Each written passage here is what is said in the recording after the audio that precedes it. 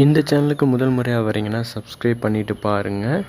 கண்டிப்பாக மனோஜ்கிட்ட ரோகிணி மாட்டணும், ரோகிணி ஹாஸ்பிட்டலில் இருக்கா அப்படிங்கிற விஷயம் தெரியணும் அப்படின்னு சொல்கிறவங்க இந்த வீடியோவுக்கு லைக் பண்ணிக்கோங்க.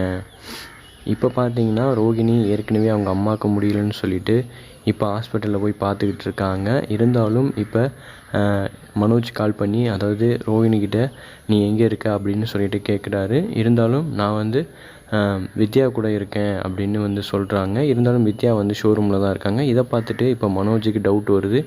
இப்போ நம்மக்கிட்ட ரோகிணி பொய் சொல்கிறா அப்படின்னு டவுட் இருக்குது. இருந்தாலும் இதை ரோகிணி சமாளிச்சிருவா. கண்டிப்பாக யாருக்கிட்டையும் மாட்ட போகிறதில்ல. இருந்தாலும் அதாவது ரோகிணியோட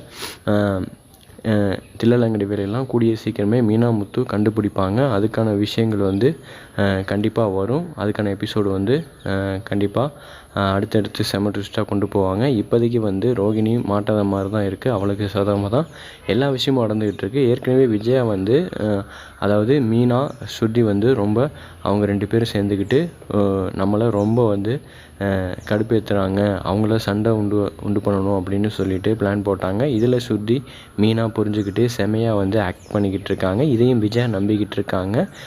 இருந்தாலும் இப்போ பண்ணுற விஷயங்கள் எல்லாமே பொய் தான். ஸ்ருதியும் மீனாவும் நடிக்கிறாங்க அப்படிங்கிற விஷயம் விஜயாவுக்கு தெரியலை.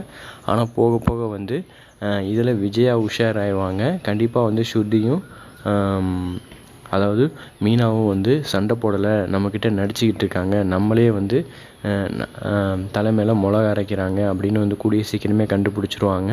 இருந்தாலும் விஜயாவோட அடுத்தடுத்த பிளான் கண்டிப்பாக குடும்பத்தில் பிரச்சனையை உண்டு பண்ணும். ஆனால் இதெல்லாம் சமாளித்து மீனா முத்து, ஸ்ருதி, ரவி சப்போர்ட்டாக இருப்பாங்க. ஒரு பக்கத்து மனோஜ், ரோகிணி பண்ணுற விஷயங்கள் சரியில்லாமல் இருந்தாலும் ரோகிணி விஷயம் கூடிய சீக்கிரமே அடுத்தடுத்து செம ட்விஸ்ட்டாக கொண்டு போக வாய்ப்புகள் இருக்குது. இப்போதைக்கு கான்செப்ட் ரோகிணிக்கு சாதகமாக இருந்தாலும் போக போக ரோகிணி மாற்றுற மாதிரி கான்செப்ட் அதுவும் விஜயா கிட்ட மாற்றுற மாதிரி கான்செப்ட் கொண்டு வருவாங்க. என்ன நடக்க போகுதுன்னு வெயிட் பண்ணி பார்க்கலாம்.